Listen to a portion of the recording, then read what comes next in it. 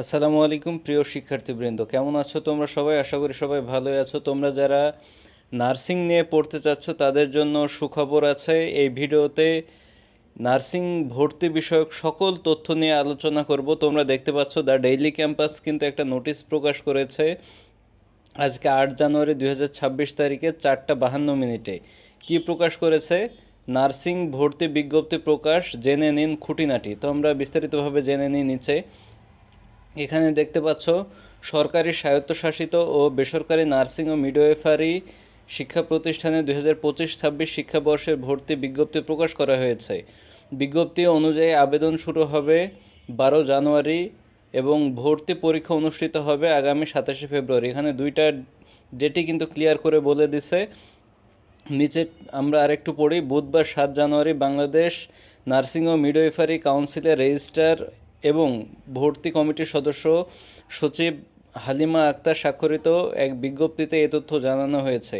এখানে তোমরা দেখতে পাচ্ছ যে বিজ্ঞপ্তিটা প্রকাশ করেছে তারা।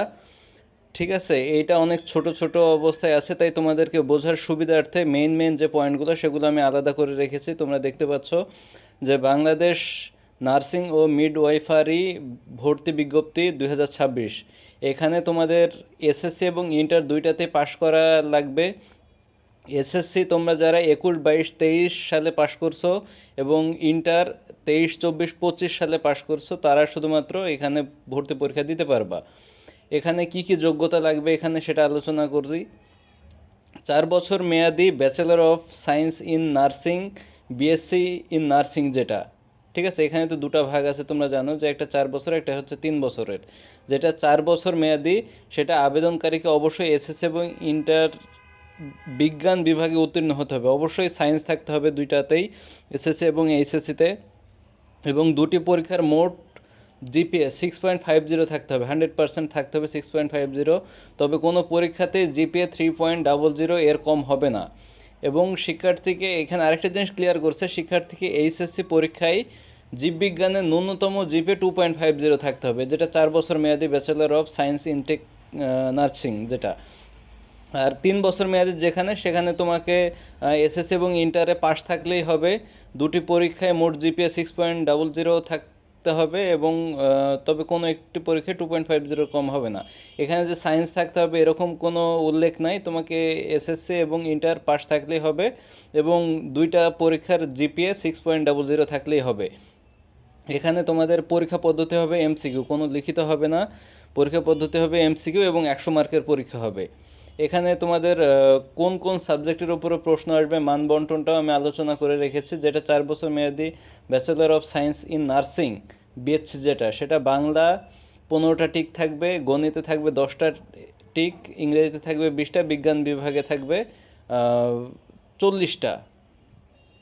ঠিক আছে, 40, 50, 60, 70, 80, 85। আর এখানে একটা জিনিস ভুলে গেছি, সেটা হচ্ছে এই যে সাধারণ জ্ঞান থাকবে 15টা।